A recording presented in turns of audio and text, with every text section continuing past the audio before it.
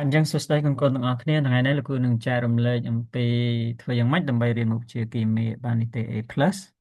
តើអ្នកត្រូវធ្វើដូចម្តេចពីដើមឆ្នាំសម្រាប់មួយឆ្នាំសិក្សារបស់អ្នកទាំងអស់គ្នាជាពិសេសហ្នឹងគឺសម្រាប់ថ្នាក់ត្រៀមប្រឡងជាពិសេសគឺសម្រាប់បាក់ឌុបតែម្ដងណាអញ្ចឹងលោកគ្រូមានធៀបសំខាន់ចំនួន4ដែលនឹងចែករំលែកកូនទាំងអស់គ្នានៅថ្ងៃនេះអញ្ចឹងធៀបសំខាន់ទី1គឺលោកគ្រូចង់ឲ្យកូនទាំងអស់គ្នាយល់អំពីអ្វីទៅដែលយើងត្រូវធ្វើដំបូងបាទពង្រឹងគ្រឹះនិងរូបមន្តគោលកន្លែងនេះគឺជាចំណុចសំខាន់របស់សិស្សហើយដែលភាគច្រើនសិស្សមិនសូវជាចាប់បាននៅចំណុចមុខវិជ្ជាគីមីគឺដោយសារតែគាត់ខ្សោយគ្រឹះបាទណានិងរូបមន្តគោលចឹងគ្រឹះនៅក្នុងរូបមន្តគោលកន្លែងនេះលោកគ្រូចង់បង្ហាញថាជាទូទៅដើម្បីយើងចាប់បានគឺកូនទៅចេះតែសេសមីការគីមីបាទប្រតិកម្មគីមីជាឧទាហរណ៍ដូចជាការទន្ទិញនិងយល់ពីបម្រែបម្រួលប្រតិកម្មគីមីសំខាន់បាទថ្លឹងសមីការឲ្យបានលឿនបាទយ៉ាងស្ទាត់ជំនាញទៅលើការកំណត់ថារូបទាំង4ដូចជាបាទរឹង solid បាទរាវ liquid gas ហើយនិងសូលសុងជាដើមនេះគឺជាផ្នែកមួយនៃសមីការណាបើសិនជាកូនច្បាស់ការថ្លឹងការសរសេរសមីការនេះគឺជាផ្នែកគ្រឹះមួយសំខាន់ណាស់សម្រាប់យើងអ្នករៀនគីមីចំណុចទី2ខ្ញុំចង់បង្ហាញយើងនៅក្នុងចំណុចទី1ដដែលហ្នឹងគឺរូបមន្តគ្រឹះទូទៅបាទរូបមន្តគ្រឹះទូទៅហ្នឹងគឺចង់បង្ហាញយើងថាឧបមាថាយើងរៀនអំពីម៉ូលណាសំខាន់មានម៉ាស់នៅលើម៉ាស់ម៉ូលមានមាត្រាឧស្ម័ននៅលើ VM ម៉ូលមានកំហាប់ cm គុណនឹង vs បាទនឹងគឺជាចំណុចដែលសំខាន់ណាគ្រឹះសម្រាប់មុខវិជ្ជាគីមីនឹងហើយអញ្ចឹងយើងจะច្បាស់តាំងពីຂ្នាតបាទទាំងអស់ហ្នឹងដើម្បីយើងអាចគណនាបានត្រឹមត្រូវបាទមិនមានតែប៉ុណ្្នឹងទេមានទិន្នផលមានកំហាប់ជាភាគរយបាទមានច្បាប់ឧស្ម័នបរិសុទ្ធជាដើមតកតទៅអ្វីដែលជារូបមន្តគ្រឹះទូទៅសម្រាប់យើងពង្រឹងខ្លួនឯងនៅខែដំបូងបាទណាក៏មិនឲ្យចេះណាបាទចំណុចទី3នៅក្នុងទី1ដដែលគឺសភៅរូបមន្តផ្ទាល់ខ្លួនណាដែលខ្លួនឯងថាសភៅ take note ហ្នឹងគឺយើង note នៅអ្វីដែលយើងបានរៀនហើយនឹងកត់ត្រាសំខាន់ជានិយមន័យក្តីរូបមន្តក្តីដាក់តាមខ្លួនជានិច្ចដើម្បីយើងមានពេលវេលារំលឹកខ្លួនឯងគ្រប់ពេលវេលានេះគឺជាវិធីសាស្ត្រនៅក្នុងការពង្រឹងគ្រឹះនិងរូបមន្តគោលរបស់អ្នកទាំងអស់គ្នាដែលនឹងចាប់ផ្ដើមបាទចំណុចទី2លោកគ្រូចង់ឲ្យយើងទាំងអស់គ្នាចេះប្រើយុទ្ធសាស្ត្របាទសិក្សាតាមផ្នែកធំនៅក្នុងគីមីថ្នាក់ទី10 11 12ជាពិសេសគឺថ្នាក់ទី12តែម្ដងគឺយើងត្រូវតែមានយុទ្ធសាស្ត្រសិក្សាតាមផ្នែកធំដូចជាទី1កូនទាំងអស់គ្នាត្រូវយល់អំពីគីមីអសរីរាង្គអញ្ចឹងតើគីមីអសរីរាង្គនៅក្នុងថ្នាក់ទី12នេះយើងផ្ដោតអ្វីជាសំខាន់បាទថ្នាក់ទី10យើងផ្ដោតជាអ្វីសំខាន់ថ្នាក់ទី11យើងផ្ដោតអ្វីជាសំខាន់ជាពិសេសគឺថ្នាក់ទី12តែម្ដងគឺយើងទៅសិក្សាអំពី Genetic គីមីបាទសេរីតិចគីមីយើងសិក្សាអំពីការវិវត្តនៃល្បឿននៃប្រតិកម្មនិងកត្តាជាតិពលលើល្បឿនណាអញ្ចឹងយើងត្រូវស្ដាប់លក្ខខណ្ឌនឹងឲ្យច្បាស់ថាតើសេរីតិចគីមីនឹងគេរៀនដើម្បីអីណាគេប្រើវាពេលណាបាទហើយលំហាត់គេចេញបែបយ៉ាងម៉េចអញ្ចឹងយើងត្រូវរៀនឲ្យច្បាស់នៅគីមីអសរីរាង្គហ្នឹងបាទអញ្ចឹងចំណុចមួយទៀតគឺលំនឹងគីមីបាទណាលំនឹងគីមីបាទសមីការ3សន្តាន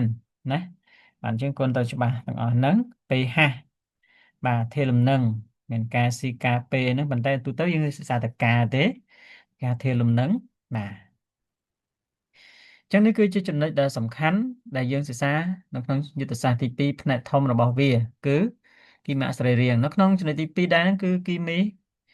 សរីរាង្គបាទគីមីសរីរាង្គគឺជាផ្នែកមួយដ៏សំខាន់ណាស់ដែលតែងតែនឹងប្រឡងបញ្ចប់ឆ្នាំសិក្សារបស់សិស្សថ្នាក់ទី12ជាដើមណា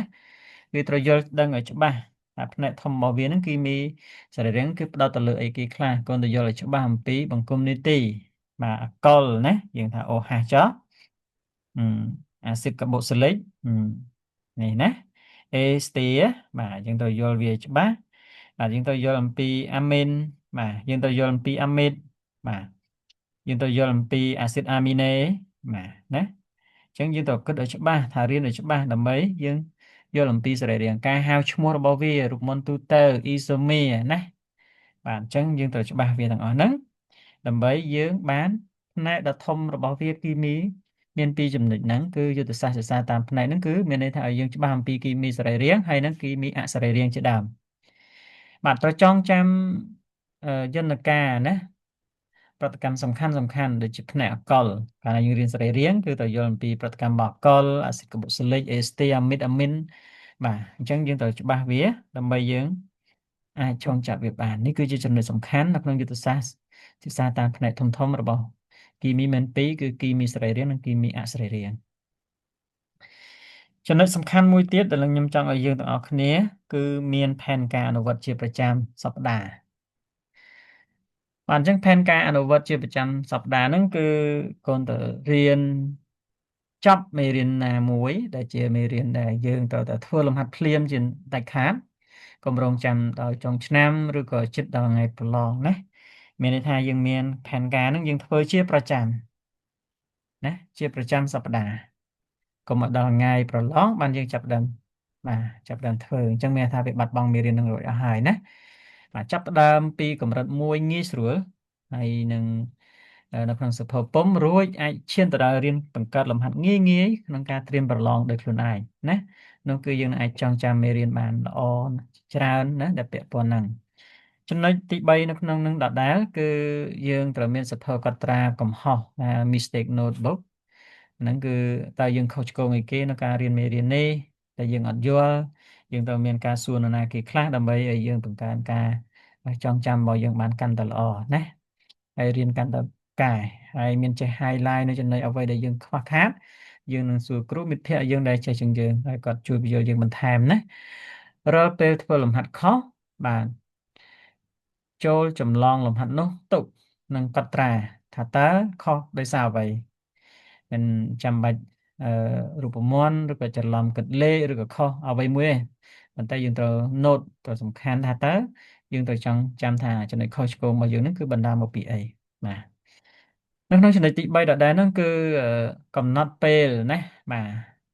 ទ3ឬ4ម៉ោងនៅក្នុងមួយសប្តាហ៍តើយើងរៀនមុខវិជ្ជាគីមីនេះដល់ចំណុចណាធ្វើវាជាប្រចាំណាកុំថ្ងៃនេះមិនចង់រៀនថ្ងៃនេះដូចមានអារម្មណ៍ថាធុញថប់ហើយយើងបោះបង់វាចោលយើងនឹងអាចភ្លេចនៅចំណុចសំខាន់ហ្នឹង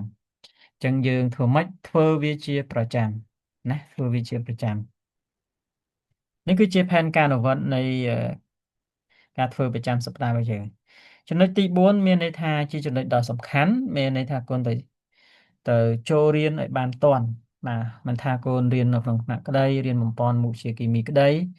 គឺទៅរៀនឲ្យតន់បាទកុំមានពេលបន្តិចបន្តួចទៅធ្វើអីមួយដែលមិនបានចូលរៀនឬក៏យឺតឬក៏មិនបានខកខាននៅមុខវិជ្ជាគីមីដែលយើង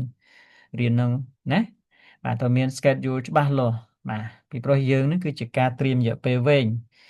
បាទអញ្ចឹងដើម្បីប្រឡងបាក់ឌុបគឺយើងត្រូវការប្រើពេលរយៈពេលវែងមិនមែនមួយថ្ងៃពីរថ្ងៃទេយើងធ្វើរាប់ខែបាទអញ្ចឹងកុំទុកមេរៀនចោលព្រោះគីមីវិទ្យាជាមុខវិជ្ជាដែលមានមេរៀនក្រោយៗដែលពាក់ព័ន្ធនឹងមេរៀនខាងមុខជានិច្ចបាទអញ្ចឹងវា link គ្នាណាដូចយើងនិយាយថា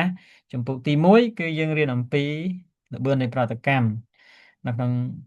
ហ្នឹងក៏មានមេរៀនតកតងនឹងជំពូកទី1ដែរគឺកត្តាជាតិពុលលើល្បឿននៃប្រតិកម្មអញ្ចឹងមានថាម៉េចមេរៀនទី1វាពាក់ព័ន្ធនឹងមេរៀនទី2អញ្ចឹងនៅក្នុងមេរៀនជំពូកទី2ក៏វាមានមេរៀនដែលពាក់ព័ន្ធដែរគ្នាទៅវិញទៅមកអញ្ចឹងណាអញ្ចឹងគឺយើងត្រូវមើលជាប្រចាំនេះហើយជាការត្រៀមរយៈពេលវែងបាទក្រោយឆមាសទី1បាទចាប់ផ្ដើមយកវិញ្ញាសាប្រឡងបាក់ឌុបចាស់បាទវិញ្ញាសាសិប្បការដែលគេធ្លាប់បានធ្វើមុនយើងយកមកធ្វើការសាកល្បងដើម្បីបង្កើនល្បឿននិងការដោះស្រាយមានភាពសុក្រឹតបាទអញ្ចឹងរកកំហុសខុសឆ្គងគឺយើងត្រូវ note ខ្លួនឯងទុកបាទដើម្បីឲ្យយើងបានត្រៀមខ្លួនមុនថានឹងថ្ងៃប្រឡងវានឹងកើតមកឆាប់ខាងមុខយើងនេះអញ្ចឹងលោកគ្រូមានចំណុច4នេះគឺទី1មានន័យថាពង្រឹងគ្រឹះបាទនិងរូបមន្តគោលណាគ្រឹះហ្នឹងគឺមានន័យថាសម័យកាលរូបមន្តគីមីអីជាដើមហ្នឹងហៅគ្រឹះហើយណារូបមន្តគោលគឺដូចជាម៉ូដគេរកតាមណាអីហ្នឹងគឺរូបមន្តគ្រឹះហើយយុទ្ធសាស្ត្រសំខាន់គឺនៅក្នុងមេរៀនគឺចាប់ពីថ្នាក់ទី10ដល់ទៅ2មានន័យថាយើងញែកជាគីមីជា2ផ្នែកគឺគីមីសរីរាង្គនិងគីមីអសរីរាង្គអញ្ចឹងយើងត្រូវច្បាស់មួយដើម្បីយើងប្រឡងបញ្ចប់ឆ្នាំណា ហើយផែនការអនុវត្តជាប្រចាំសប្តាហ៍មិនថាថ្ងៃមិនថាខែទេគឺយើងធ្វើជាប្រចាំបាទអញ្ចឹងចំណុចចុងក្រោយគឺវិន័យនិងការត្រៀមខ្លួនជាស្រេចនៅក្នុងរយៈពេលវែងដើម្បីត្រៀមប្រឡងបាទអញ្ចឹងលោកគ្រូមានចំណុច4សំខាន់នេះហើយដើម្បីរៀនមុខវិជ្ជាគីមីឲ្យបានទេអេបាទអញ្ចឹងកូនទាំងអស់គ្នាអាចយកវិធីទាំង4នេះទៅអនុវត្តជាប្រចាំនោះខ្ញុំគិតថាចុងឆ្នាំយើងនឹងទទួលបានពិន្ទុល្អបាទបាយបាយទាំងអស់គ្នា